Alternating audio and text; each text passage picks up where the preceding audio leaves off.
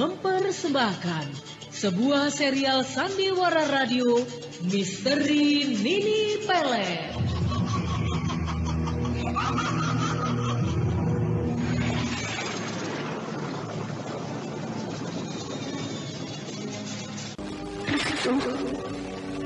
Kau tidak tahu perasaanku saat ini.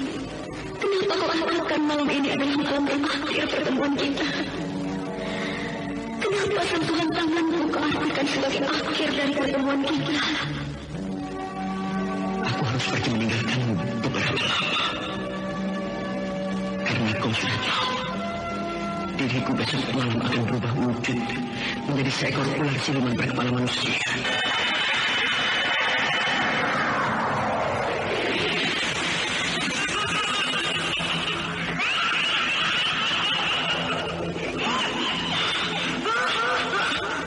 Berubah wujud menjadi ular siluman berkepala manusia. Inilah yang selama ini menjadi kekhawatiranku.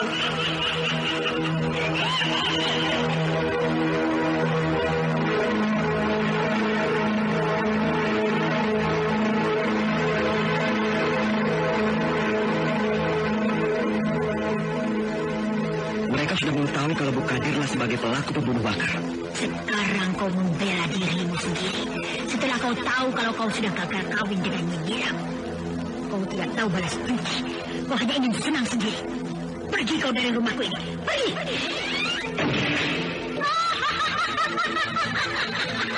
Orang-orang gila. Orang-orang jahat. Apakah kalian iri? Akulah orang yang paling kaya di desa ini. Misteri Nini Pelet kali ini mempersembahkan episode ke-8 dengan judul Kabut Perkawinan. Naskah karya Ari Hidayat, teknik dan montase Moko Metal, dengan sutradara Dian Pertiwi.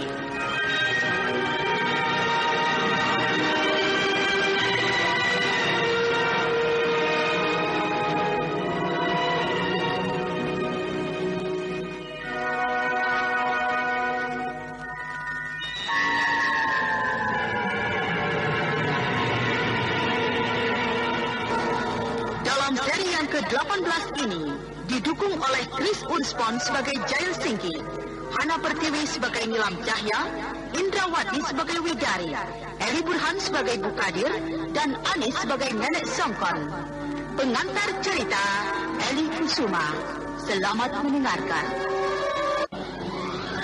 Pada bagian yang ke-17 telah diceritakan, Bu Kadir yang merasa khawatir akan Nenek Songkon yang menanyakan tentang anaknya Bakar yang telah lama hilang, menjadi takut sekali kalau Nenek Songkon akan melapor kepada warga desanya. Karena pasti warga desanya akan mencurigai dia. Dan Bu Kadir pun ingin tahu tentang wanita muda bernama Widari yang tinggal bersama Nenek Songkon.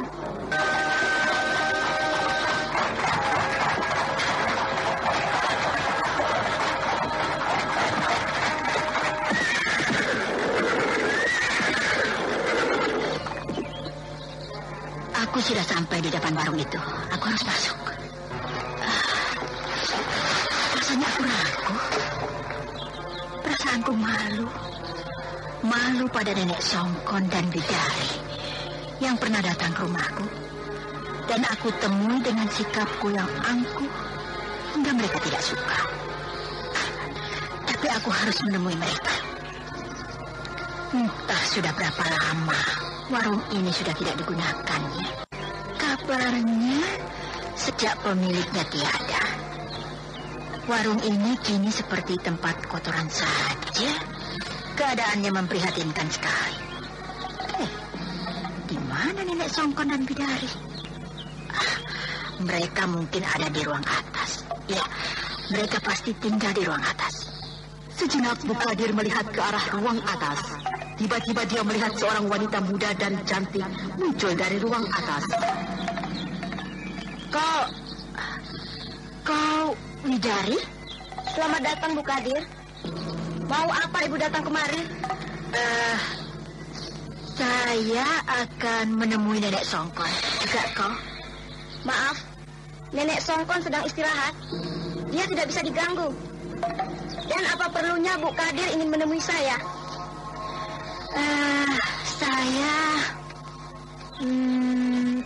Saya hanya ingin mengenalmu lebih dekat. Karena katanya kau adalah pendatang di desa ini. Benar. Saya memang pendatang. Lalu apakah saya dicurigai? Untuk apa Bu Kadir ingin mengenal orang seperti saya? Saya hanya akan menyusahkan ibu saja. Maaf, kalau ada perlu lain, saya tidak bisa lama-lama. Saya juga mau istirahat. Tunggu, jangan pergi dulu. Kenapa kau bersikap begitu? Kenapa kau angkuh sekali dan merasa tidak suka atas kedatanganku? Bu Kadir sudah merasa sendiri. Ketahuilah, begitulah kekecewaan kami dan perasaan kami ketika Bu Kadir menerima kami dengan sikap yang angkuh dan sinis. Ibu telah membuat saya tersinggung. Kenapa ibu menuduh kedatangan kami waktu itu untuk meminta uang? Maafkan saya. Kalau memang telah membuat kalian tersinggung, saya tidak bermaksud begitu. Tolonglah saya diizinkan bertemu Nenek Songkon. Ini penting sekali tentang anaknya Bakar. Benarkah begitu? Ya. Saya akan memberitahu baik-baik tentang Bakar anaknya itu. Baik, naiklah. Bu Kadir melangkah menaiki tangga. Dia mengikuti Widari. Setelah pintu kamar dibuka Widari, keduanya kemudian masuk. Bu Kadir agak tersentak ketika dia lihat di kamar itu Nenek Songkon tengah berbaring diselimuti. Nenek tua itu seperti sedang sakit. Nenek Songkon. Bu Kadir, maafkan, saya sedang sakit. Duduklah. Maafkan, tempatnya begini. Tidak apa-apa, Nek. Saya datang hanya ingin mengabarkan tentang Bakar. Anakku, Ya. bagaimana? Apakah sudah ada kabar tentang Bakar? Saya akan memberitahu Nenek Songkon. Bakar memang sejak lama tidak lagi bekerja di rumah saya. Dia sudah lama pergi, entah kemana. Saya harap Nenek Songkon jangan lagi bertanya tentang Bakar pada saya. Saya tidak tahu kemana dia perginya. Dan saya harap jika Nenek Songkon mendapat kabar tentang Bakar yang mengalami kejadian apa-apa, jangan Nenek Songkon melaporkan pada penduduk bahwa semua itu karena saya. Saya khawatir penduduk akan marah dan curiga pada saya. Ini bisa celaka. Ini uang. Ambillah untuk kebutuhan Nenek Songkon. Uang itu adalah upah Bakar selama bekerja di tempat saya. Maafkan saya, Bu Kadir. Saya tidak mau menerima uang itu. Bukan uang itu yang saya butuhkan, tapi anak saya. Saya ingin bertemu anak saya. Sudah lama saya tidak bertemu dia. Dia adalah anak saya satu-satunya. Saya hanya butuh dia. Kalau dia sampai tidak ditemukan, bagaimana perasaan saya? Saya sudah tua sekali, Bu. Bakar sudah cukup umur untuk segera kawin. Dia belum kawin. Saya sudah berniat akan mengawinkan dia. Bu Kadir, bawalah uang itu kembali. Jika Bu Kadir hanya datang ingin menyampaikan uang itu, sebaiknya kembali saja. Saya hanya butuh kabar anak saya, Bakar. Saya mohon sekali, jangan saya disalahkan. Saya tidak tahu kemana Bakar perginya. Dia tidak bilang pada saya. Hingga kini dia belum kembali. Entahlah di mana dia berada. Tapi Bu, seharusnya Bu Kadir sebagai majikannya bertanggung jawab. Maksud saya, bagaimana caranya Bu Kadir usahakan agar menemukan kabarnya? Ya, Bu Kadir bisa menyuruh penduduk desa. Sudah saya lakukan, tapi mereka tidak ada yang tahu. Sudahlah, saya tidak menyalahkan Ibu. Kembalilah, Bu Kadir. Biarlah, Bakar sudah sangat dewasa. Dia bisa menjaga diri. Kalau dia memang pergi, Dia pasti akan kembali nantinya. Terima kasih Nenek Songkon. Widari, boleh aku bicara denganmu? Bu Kadir ada perlu dengan saya? Iya. Setelah berpamitan dan meminta izin kepada Nenek Songkon, Bu Kadir lalu mengajak Widari keluar. Bu Kadir rupanya benar-benar ingin bercakap-cakap dengan Widari dengan tenang. Lalu perempuan itu mengajak ke suatu tempat yang aman. Setelah kereta kuda itu bergerak jauh, Bu Kadir akhirnya menghentikan kereta kudanya di tepian Sungai Deras. Anda sekarang masih mendengarkan Sandiwara Radio Misteri Nini Pelet di channel Memori 80. Mau apa kita di tempat ini, Bu? Aku hanya ingin bercakap-cakap denganmu. Apakah kau tidak suka aku ajak ke sungai ini? Saya hanya merasa heran. Saya tidak mengerti. Apa maksud sebenarnya Bu Kadir mengajak saya? Kalau Ibu ada keperluan dengan saya, kenapa harus jauh-jauh kemari, Bu? Maafkan saya kalau kau memang merasa tidak suka.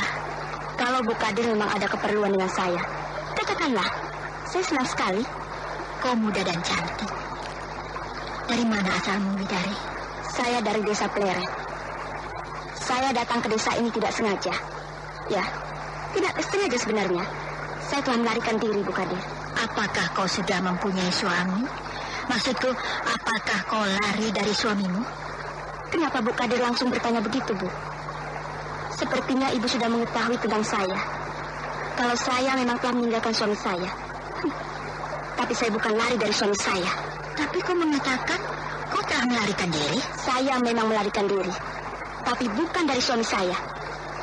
Saya melarikan diri dari orang yang telah membawa pergi saya. Orang itu adalah bekas kekasih saya. Karena saya dipaksa kawin dengan dia. Lalu, siapa suamimu yang sebenarnya? Apakah kau tidak ada niat lagi untuk bertemu dan berkumpul kembali dengan suamimu? Suamiku bernama Jaya Singgi. Bu Kadir, kenapa Ibu jadi diam? Ibu sepertinya sedang memikirkan sesuatu. Ibu sepertinya menyimpan rahasia. Saya tidak apa-apa. Bagaimana selanjutnya? Kau belum menjawab seluruh pertanyaanku tadi. Saya sudah merasa malu sekali untuk kembali bertemu suami saya. Saya takut suami saya tidak menerima saya lagi. Yang saya harapkan saat ini, saya ingin menenangkan dulu diri saya, Bu. Mereka terus bercakap-cakap. Hingga tidak terasa hari sudah mulai sore. Dan mereka pun mengakhiri percakapannya. Bu Kadir bangun dari duduknya dan mengajak Widari menuju kereta kudanya. Kemudian mereka pergi meninggalkan tempat itu. Setelah tiba di tempat Widari, Bu Kadir kemudian pulang. Bu Kadir, sudah pulang, Bu? Bagaimana Nyi Nilam? Apa dia masih ada di kamarnya? Kenapa Ibu baru datang bertanya tentang Nilam? Kelihatannya Ibu khawatir. Kenapa kau heran? Seharusnya kau juga memperhatikan dia. Dia itu kan calon istrimu. Kau harus tahu keadaannya. Aku khawatir karena perkawinan kalian sudah dekat. Bagaimana kalau semua rencana yang sudah matang bisa berantakan? Karena Nilam akan berubah pikirannya. Dan kau pun akan berubah pikiran kalau saja mimpimu yang tempo hari kau ceritakan padaku akan menjadi kenyataan. Ibu membuat saya penasaran. Saya tidak mengerti dengan kata-kata Ibu. Apa yang Ibu maksud dengan akan menjadi kenyataan pada mimpi saya? Katakanlah, Bu Kadir. Aku hanya khawatir kalau Widari istrimu muncul di desa ini. Dan segala rencana perkawinan yang sudah aku keluarkan biaya begitu besar akan berantakan. Kenapa Ibu berkeyakinan begitu? Bukankah itu hal yang tidak mungkin? Saya tidak yakin kalau Widari akan muncul di desa ini. Tidak mungkin mimpi saya itu akan nyata. Itu hanya mimpi. Jangan Ibu mengada-ada. Maafkan, saya bicara terlalu kasar dan emosi. Saya hanya khawatir kalau perkawinan saya dengan Nilam akhirnya memang berantakan. Karena Ibu sendiri sudah mengkhawatirkan begitu. Tapi saya mohon pada Ibu Kadir, bantulah saya. Rasanya sudah terlanjur semuanya terjadi. Ibu sudah terlalu banyak mengeluarkan biaya untuk kepentingan kami. Ibu tidak akan bisa saya lupakan. Kebaikan Bu Kadir, pengorbanan Ibu. Janganlah Ibu berkata-kata akan kehancuran, kekhawatiran tentang perkawinan saya dengan Nilam. Aku tidak merasa begitu. Aku justru khawatir tentang dirimu, diri Nilam. Bagaimana kalau di antara kalian ada yang berubah pikiran hingga perkawinan itu hancur? Hanya karena kalian merasa ada sesuatu yang kalian sendiri tidak suka, begitu? Pikiran saya tidak akan berubah dengan rencana itu. Tapi entahlah dengan Nilam sendiri. Karena saya khawatir Restu sudah tidak ada di dekatnya. Nilam bisa saja berubah pikirannya. Dia akan pergi mencari Restu. Dan itu pasti tidak akan kembali lagi. Sudahlah, untuk itu tadi aku tanya kau bagaimana dengan Nilam. Dia masih di kamarnya. Memang sejak siang tadi dia belum keluar dari kamarnya. Saya juga tidak pernah masuk ke kamarnya. Karena saya khawatir mengganggunya. Sudahlah, sebaiknya kau masuk ke kamarmu. Aku mau istirahat. Aku tidak mengerti. Bu Kadir begitu khawatir dan yakin kalau Widari istriku akan muncul di desa ini. Rasanya sulit aku percaya kata-katanya itu. Tapi aneh. Bu Kadir sepertinya merasa yakin. Dia sepertinya sudah mengetahui bahwa Widari istriku itu akan muncul di desa ini. Aku memang mengkhawatirkan juga. Karena kalau Widari istriku benar-benar muncul di desa ini, kalau aku masih mengatasinya, dan perkawinanku dengan Nilam akan tetap berjalan. Tapi bagaimana dengan Nilam sendiri? Dia pasti akan merubah segala pikirannya. Karena aku tahu Nilam pasti tidak akan sampai hati melihat Widari. Jaya Singgih memang tidak mengetahui kalau Bu Kadir sudah bertemu Widari istrinya. Dan Jaya Singgih sendiri serta Widari belum mengetahui bahwa mereka berdua berada di desa yang sama. Kenapa Restu belum muncul juga? Apakah dia memang sengaja sudah meninggalkan aku? Kalau dia sampai tidak kembali pada hari perkawinanku, aku juga bisa merubah pikiranku. Aku bisa merubah sikapku. Aku bisa pergi dari rumah ini. Sepertinya Restu memang sudah pergi jauh. Barangkali dia sudah tidak mau lagi melihatku. Karena memang dia tidak akan melihatku pada hari perkawinan itu. Dia akan pergi dan harus pergi. Karena malam purnama itu adalah malam yang tidak boleh seorang pun tahu bagaimana dan di mana dia. Tapi kalau dia benar-benar sudah meninggalkan aku saat ini, apakah aku akan tetap menunggu Restu? Kenapa dia tidak muncul-muncul? Aku tidak bertanggung jawab kalau aku mengambil keputusanku sendiri akhirnya. Kalau sampai pada hari perkawinan Restu tidak muncul, aku akan marah. Aku tidak mau sendirian tanpa dia. Dia tidak bertanggung jawab. Padahal aku sudah mengalah menuruti segala kemauan dia. Aku sudah terpaksa mengalah dengan sikapku, dengan perasaanku. Aku memaksa diriku sendiri untuk bergaul dengan Jaya Singgih karena permintaan Restu. Karena dia kasihan dengan keadaanku, dengan anakku yang ada dalam kandunganku. Tapi kenapa akhirnya dia sendiri meninggalkan aku?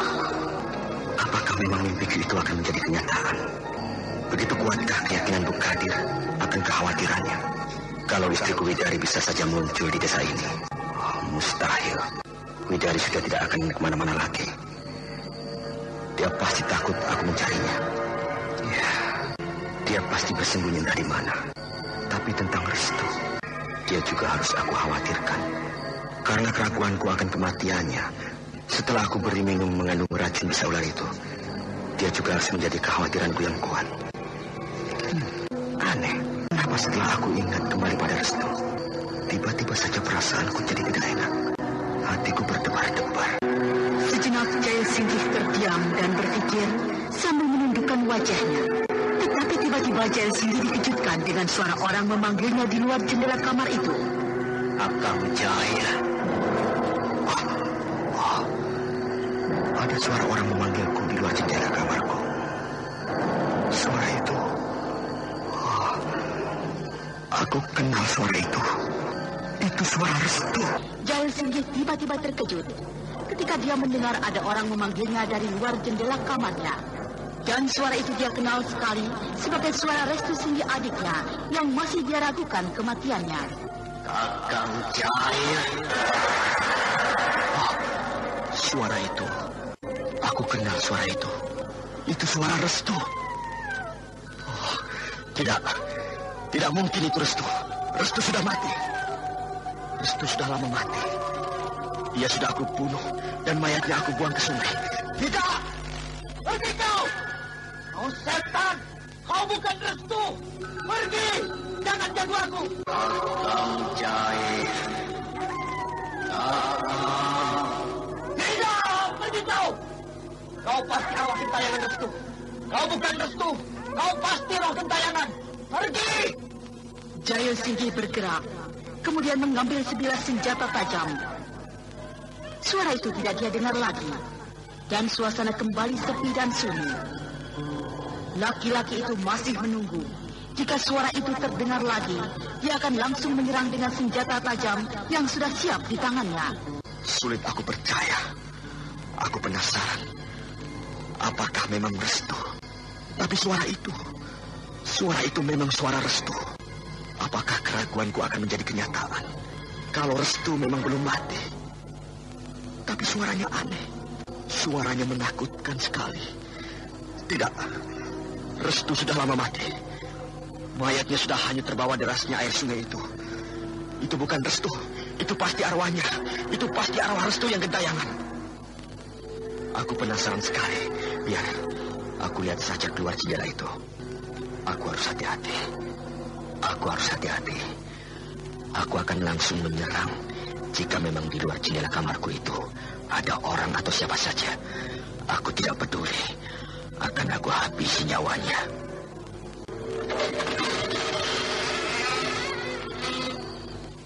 Oh, tidak ada siapa-siapa. Di luar sana gelap sekali. Aku tidak melihat dengan jelas. Keadaannya sulit dilihat. Di luar aku tidak melihat ada orang. Apakah suara tadi memang suara arwahnya Restu yang gentayangan dan menggangguku saja? Tapi aku penasaran sekali. Aku khawatir. Suara tadi memang suara Restu. Dia memanggil-manggil aku. Tapi kenapa suaranya menakutkan begitu? Tapi aku sendiri memang masih ragu akan kebenaran kematian Restu. Jangan-jangan Restu masih hidup. Dan dia memang bertahan dengan racun bisa ular yang dia minum. Jaya Singgi mendadak terkejut. Dia melihat sosok tubuh laki-laki berdiri dengan jarak yang agak jauh. Sosok tubuh laki-laki itu tengah memperhatikannya. Restu? Tidak. Dia bukan Restu. Dia setan. Tidak. Restu sudah mati. Tidak mungkin. Dia bukan Restu. Sosok tubuh laki-laki itu hilang. Tidak. Itu bukan Restu. Dia sudah mati. Tidak. Oh, tidak. Sosok tubuh yang aku lihat itu tadi memang Restu. Bagaimana mungkin Restu hidup kembali? Apakah dia memang belum mati dan tahan akan racun bisa ular yang sudah dia minum? Aku harus mencarinya. Kalau itu memang Restu, aku harus menghabisinya. Dia tidak boleh hidup. Dia harus mati. Dia hanya mengganggu aku dan mengganggu kebahagiaanku dengan Nilam. Dia hanya akan merebut Nilam dariku. Hari perkawinanku tinggal beberapa hari saja. Aku harus mencarinya. Aku harus menghabisinya.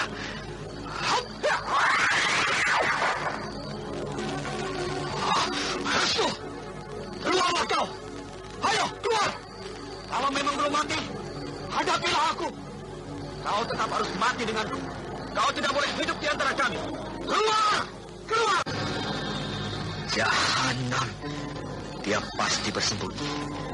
Aku tidak akan gentar. Aku tetap harus menemukan dia. Ini bisa-bisa celaka. Kalau memang itu Restu, bahaya sekali. Hancurlah segala harapanku yang tinggal menunggu saatnya saja.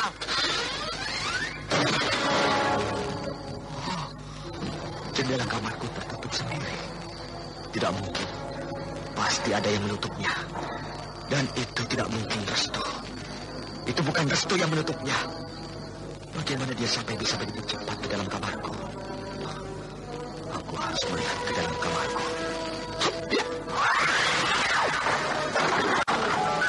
Mustahil. Tidak. Bagaimana itu bisa terjadi? Jendela itu tidak mungkin bisa tertutup sendiri. Tapi siapa yang menutupnya? Kenapa tidak ada siapa-siapa di kamarku? Tapi aku yakin, pasti ada orang yang menutupnya. Dia pasti Restu. Aku harus mencari dia. Tapi aneh, kenapa dia begitu cepat menghilang? Dia seperti siluman. Jangan-jangan itu bukan Restu, tapi itu siluman yang menyamar Restu. Seperti kejadian kemarin-kemarin. Menurut Bukadir, di rumah ini memang banyak arwah gentayangan yang suka menyamar. Siapa itu yang menutup pintu kamarku? Aku harus hati-hati. Oh, Bukadir? Kenapa wajahmu seperti ketakutan? Dan kenapa kau membawa senjata tajam? Ada apa? Tadi aku mendengar suaramu berteriak-teriak. Ibu mendengar suara saya? Iya. Tadi aku dengar kau berteriak keras sekali. Sepertinya kau sedang marah-marah dengan seseorang. Siapakah dia? Apakah kau bermimpi lagi? Oh, tidak, Bu. Saya memang tadi marah-marah dengan orang lain. Dengan seseorang. Saya melihat sosok tubuh laki-laki berdiri di luar sana. Tapi tiba-tiba dia menghilang. Apa benar begitu? Aku jadi khawatir. Jangan-jangan sosok bayangan yang pernah aku lihat juga. Memang benar, kalau di rumah ini ada orang lain bersembunyi. Pasti orang itu berniat jahat. Kukira begitu. Tapi ibu sendiri sudah mengenali orang itu. Bukadir akan terkejut jika ibu sudah melihat siapa sebenarnya orang itu. Apa kau sudah melihatnya dan tahu siapa dia? Ya. Orang itu adalah Restu. Restu? Ya. Aneh kedengarannya. Apa benar begitu? Mana mungkin dan Restu sampai mau berbuat begitu, mengganggu kita. Tapi ini benar. Jika Bukadir tidak percaya, Bukadir nanti akan bisa lihat sendiri. Orang itu memang Restu. Dia memang aneh. Nampaknya dia sengaja bersembunyi. Dia seperti sengaja ingin mengganggu ketenanganku. Dia memang tidak suka denganku sejak lama. Karena dia merasa cemburu. Dia iri sekali padaku. Dia iri dan cemburu karena aku akan kawin dengan Nilam. Dia sengaja membuat ulah macam-macam. Dia menteror kita. Tapi aku sulit mempercayai kalau orang yang mengganggu kita itu adalah Den Restu. Bagaimana mungkin dia bisa berbuat begitu? Dia itu butuh menemui Nilam, menemui kita semua. Bukankah dia itu sudah tahu kalau hari perkawinan kalian sudah dekat? Hanya tinggal 2 hari lagi. 2 hari lagi bulan purnama itu akan muncul. Oh, benarkah bulan purnama itu 2 hari lagi akan muncul? Berarti hari perkawinanku tinggal 2 hari lagi. Aku sungguh tidak tahu. Apakah Bukadir tidak berbohong? Aku menghitung hari-hari yang tepat. Dan memang hitunganku bahwa 2 hari lagi bulan purnama itu akan muncul. Kau sekarang sudah tahu, Jair? Ya, aku baru tahu. Anda sekarang masih mendengarkan Sandiwara Radio Misteri Nini Pelet di channel Memori 80. Semula kelihatan tegang, kini nampak cerah berubah setelah mendengar bahwa 2 hari lagi perkawinannya akan dilaksanakan. Dan 2 hari lagi menurut Bukadir, bulan purnama itu akan muncul. Kau kelihatan gembira sekali. Wajahmu kini berubah cerah dan ceria. Siapa yang tidak bahagia kalau sesuatu yang sejak lama dinantikan akan tiba? Aku memang sudah tidak sabaran. Sudahlah, tutup jendela kamarmu. Tidurlah kembali. Aku pun akan istirahat. Mulai besok, aku harus sudah lebih mempersiapkan lagi. Rumahku harus aku hias dengan bagus. Aku akan mengundang beberapa orang warga desa untuk membantu semua itu. Terima kasih sekali, Bukadir. Ibu sangat baik. Biarlah besok saya yang akan memanggil beberapa warga desa ini untuk membantu di sini. Bukadir akhirnya keluar. Jair Singgih kemudian menutup pintu kamarnya dan jendela kamarnya. Lalu dia kembali berbaring di tempat tidurnya. Rasanya aku bahagia. Bahagia sekali. Aku tidak tahu kalau hari perkawinanku tinggal 2 hari lagi. Tapi aku masih khawatir. Karena sosok tubuh laki-laki yang aku lihat itu benar-benar Restu. Dan suaranya pun suara Restu. Apakah dia tidak mati? Apakah dia tahan dengan racun bisa ular itu?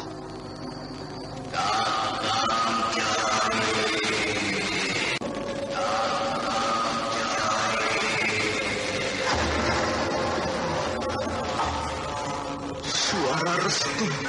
Dia datang lagi. Tanpa pikir panjang lagi, Jaya Singgi dengan gerak cepat membuka jendela kamarnya. Jaya Singgi kemudian melompat keluar, tetapi dia tidak menemukan apa-apa. Kurang ajar. Keparat. Aku benar-benar sedang dipermainkan. Kini aku yakin Restu masih hidup. Aku harus mencari dia sampai ketemu. Dia pasti bersembunyi di sekitar tempat ini. Aku harus menemukan tempat persembunyiannya. Mungkin orang yang menggangguku beberapa waktu yang lalu adalah Restu juga. Restu pasti mempunyai tempat persembunyian yang tidak diketahui orang. Aku harus mencari dia. Aku harus mencari dia. Kali ini Jaya Singgi kelihatan begitu dendam. Kemudian dia mulai memeriksa dari jendela kamarnya, lalu sekitar halaman luar jendela itu, kemudian halaman rumah dan belakang rumah. Tetapi harapannya sia-sia. Dia tidak menemukan Restu Singgi yang dia cari itu. Dan ketika dia akan kembali ke tempat semula, mendadak dia melihat sosok bayangan berlari dengan cepatnya menuju ke halaman depan rumah. Sosok bayangan berlari ke arah halaman depan rumah. Jaya Singgi memburu sosok bayangan yang dilihatnya itu. Tetapi sosok bayangan itu lenyap setelah Jaya Singgi tiba di halaman depan rumah. Dia lenyap lagi. Pasti sosok bayangan itu Restu. Cepat sekali dia menghilang. Larinya seperti kilat. Aku rasanya tidak sanggup mengejarnya. Tapi aku yakin dia pasti bersembunyi di sekitar halaman ini.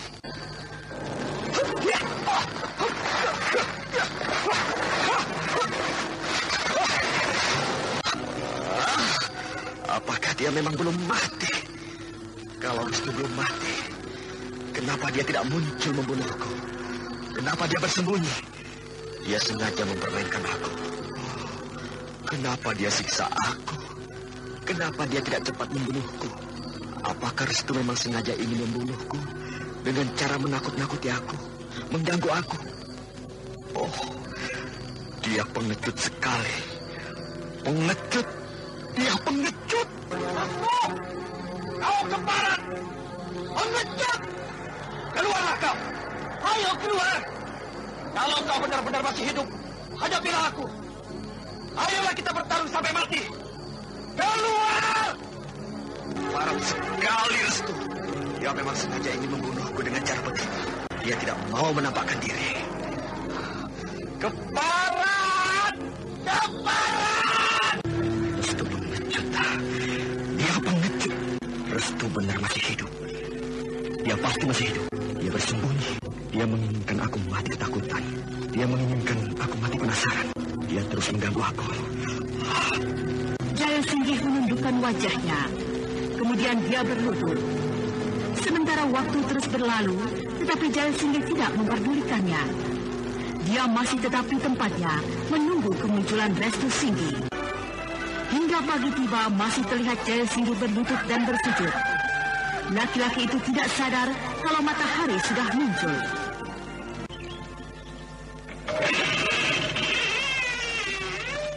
Bukankah itu Jaya Singgi? Kenapa dia berada di halaman rumah? Sedang apa dia? Dia sepertinya sedang bersujud. Aneh. Apa yang sedang dia lakukan? Jaya Singgi! Jaya Singgi! Apa yang sedang kau lakukan di tempat ini? Wajahmu pucat, matamu merah. Kau nampak seperti tidak tidur semalaman di tempat ini. Hah? Saya memang tidak tidur semalaman di sini. Saya sedang menanti seseorang yang akan membunuh saya. Kau bicara tidak main-main? Apa yang sudah terjadi denganmu semalaman? Apakah kau telah diganggu lagi? Apakah orang itu datang lagi mengganggumu? Iya. Orang itu memang Restu. Dia benar-benar menginginkan aku mati ketakutan. Dengan cara diganggunya terus. Tapi Tapi dia pengecut sekali. Dia tidak berani menampakkan diri. Jadi kau sudah melihat kebenaran orang itu? Benarkah orang itu Den Restu adikmu? Saya lihat sendiri, dia memang Restu. Tapi dia lenyap lagi. Dia bersembunyi. Dia mempermainkan aku. Sudahlah. Kalau dia benar-benar Den Restu, dia tidak mungkin menginginkan kematianmu. Suatu saat, dia pasti akan muncul. Dia pasti sudah tahu. Dia pasti sadar apa yang harus dia lakukan. Karena hari perkawinan dengan Nyi Nilam sudah hampir tiba waktunya. Hanya tinggal 2 malam lagi. Benar. Perkawinan Nyi Nilam Cahya tinggal 2 malam lagi. Seluruh warga desa sudah mengetahuinya. 2 malam lagi, bulan purnama itu muncul. Dan kita, seluruh warga desa Linggarjati, akan menghadiri pesta perayaan hari perkawinan itu selama semalaman penuh. Tapi rasanya memang sulit dipercaya. Kenapa Nyi Nilam akhirnya kawin dengan kakak Den Restu Singgi itu? Kasihan sekali Den Restu. Iya, kasihan Den Restu itu. Padahal seluruh warga desa sudah tahu sejak dulu kalau Nyi Nilam itu memang kekasihnya Den Restu Singgi. Tapi nampaknya di antara mereka itu ada persoalan. Tenang kalian. Coba lihat itu. Siapa wanita yang tengah menuju ke arah jalan ini? Apakah kalian kenal dengan wanita itu? Bukankah wanita itu tamunya Nenek Songkon? Iya. Tapi kita semua belum menanya. Kita semua belum tahu asal-usul dan maksud wanita itu datang ke desa kita ini. Sudah beberapa hari ini, wanita itu tinggal bersama Nenek Songkon. Dan belum ada yang tahu siapa wanita itu sebenarnya. Nenek Songkon pun belum menceritakan tentang wanita itu. Dia hanya mengatakan kalau wanita itu hanya tamunya. Tenang. Wanita itu sudah hampir melalui depan pos jaga ini. Coba kalian perhatikan baik-baik. Dia muda dan cantik sekali. Kalian tentu menyukainya, ya kan? Sudah diam. Wanita itu nanti akan mendengar. Selamat siang, Nyai. Selamat siang. Ada apa saudara-saudara? Tidak ada apa-apa. Kami hanya ingin menegur saja. Boleh kan kami tahu siapa namamu? Iya, benar. Kami ini sebenarnya sudah tahu kalau kau temunya Nenek Songkon. Tapi kami belum tahu siapa kau sebenarnya. Namaku Widari. Aku memang tinggal bersama Nenek Songkon. Aku hanya tinggal sementara saja. Apakah Widari mempunyai tujuan? Atau ada yang dicari di desa ini? Tidak. Saya datang ke desa ini hanya kebetulan. Dan saya tidak mempunyai tujuan atau ada yang saya cari. Saya hanya singgah saja. Dan saya masih harus melanjutkan perjalanan saya untuk kembali ke desa saya. Oh, begitu. Nyi Widari mau kemana? Saya mau mencari obat. Nenek Songkon sudah 2 hari ini sakit panas. Nenek Songkon sakit Anda panas. sekarang masih mendengarkan sandiwara radio Misteri Nini Pelet di channel Memori 80. Saya juga sedang bingung. Barangkali di desa ini ada seorang dukun yang biasa mengobati orang sakit. Itu pun sulit, Nyi Widari. Di desa ini jarang sekali dukun yang bisa mengobati penyakit. Iya. Tapi barangkali kalau Nyai ingin mencarinya, ya mungkin ada. Iya, saya akan berusaha mencari seorang dukun. Ngomong-ngomong, nampaknya kalian tadi aku dengar sedang terlibat pembicaraan yang penting sekali. Iya, aku hanya lihat dari kejauhan saja. Tidak kok. Kami ini memang biasa kumpul-kumpul di pos jaga induk kampung ini dan bercakap-cakap. Iya, dan kalau kau melihat kami berbicara tadi, kami hanya sedang membicarakan hari perkawinan. Hari perkawinan? Siapa memangnya yang akan kawin? Apakah Nenek Songkon tidak pernah cerita? Tidak. Bahwa 2 hari lagi di desa ini akan ramai sekali. Karena Bu Kadir, orang terkaya di desa ini, mengundang seluruh warga desa untuk menghadiri pesta perkawinan yang akan dilangsungkan tepatnya pada saat bulan purnama muncul. Dan yang akan melangsungkan perkawinan itu adalah Nyi Nilam Cahya. Apakah benar begitu? Apakah kalian tidak salah menyebut nama wanita yang akan melangsungkan perkawinannya itu? Benar. Nampaknya Nyi Widari terkejut dan tidak percaya mendengar nama Nyi Nilam kami sebutkan tadi. Memang dialah yang akan melangsungkan perkawinannya. Iya, nampaknya Nyi Widari sudah kenal nama itu. Apakah memang begitu? Lalu dengan siapa Nyi Nilam Cahya akan melangsungkan perkawinannya itu? Nyi Nilam akan melangsungkan perkawinannya itu dengan kakaknya dan Restu Singgi, yaitu Jaya Singgi. Widari benar-benar terkejut mendengar nama Jaya Singgi disebut sebagai calon pengantin laki-laki.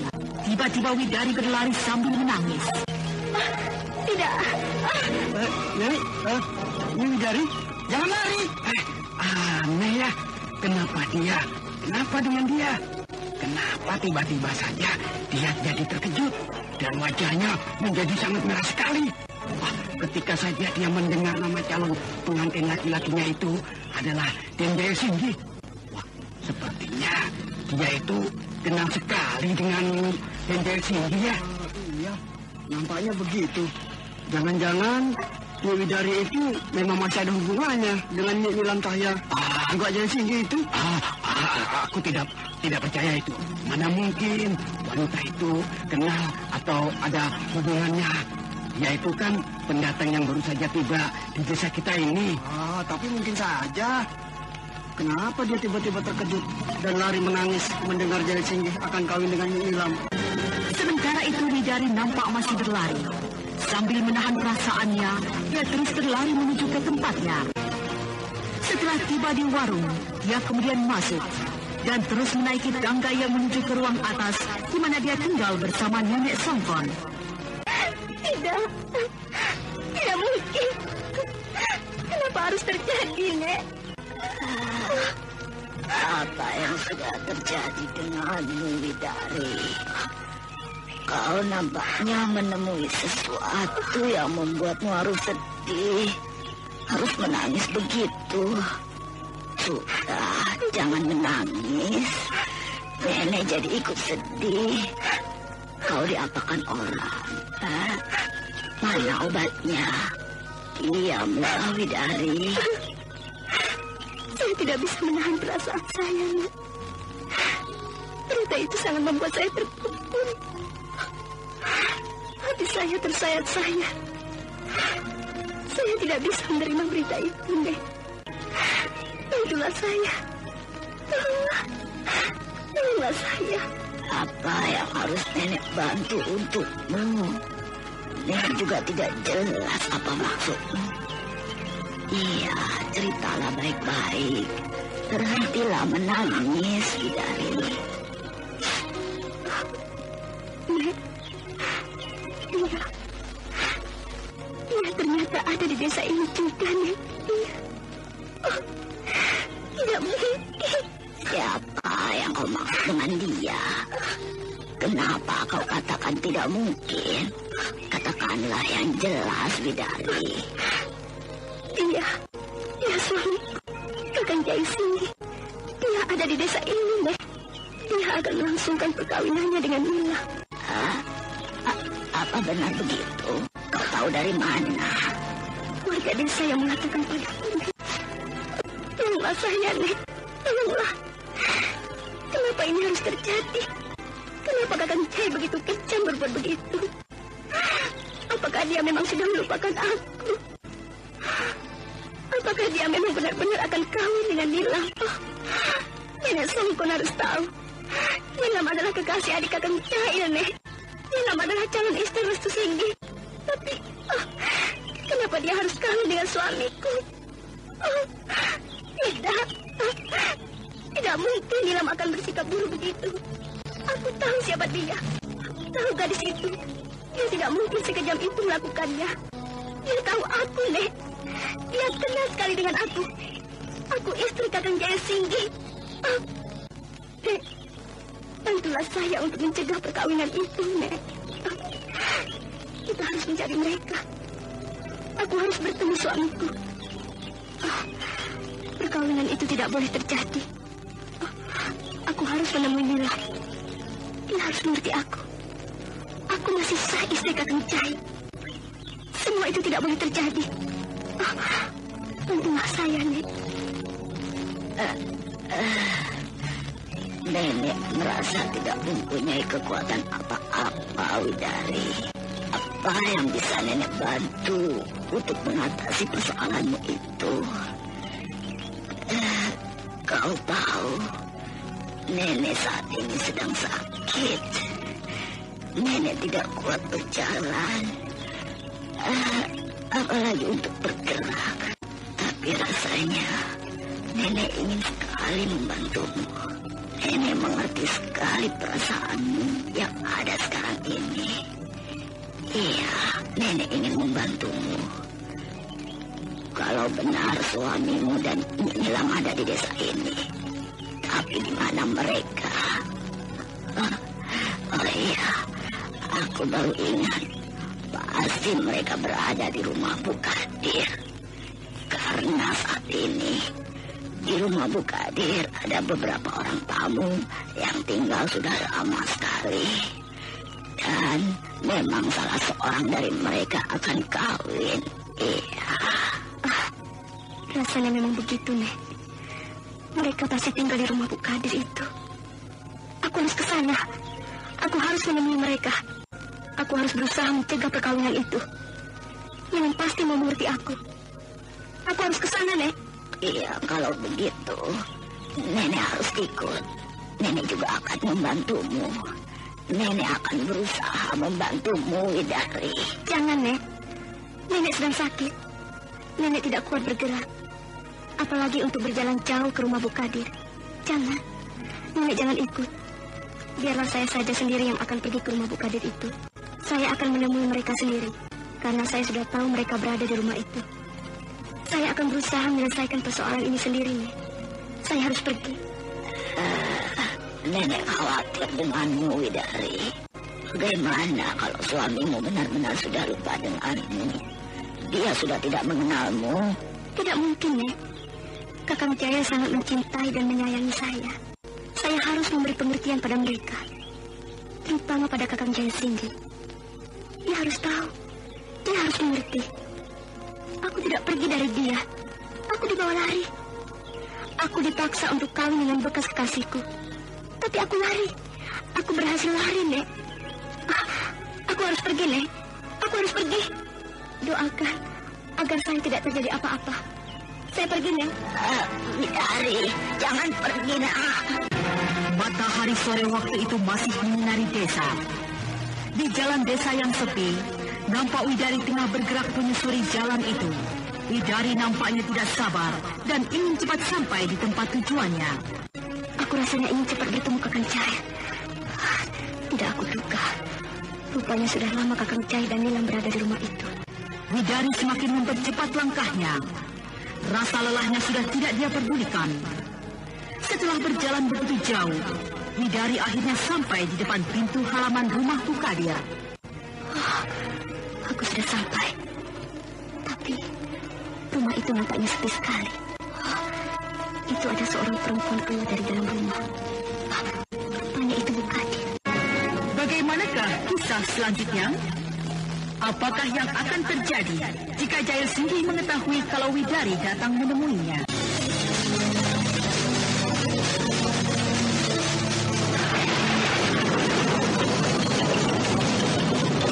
Nah, saudara pendengar, ikutilah kelanjutan Sandiwara Radio Misteri Nini Pelet. Sampai jumpa.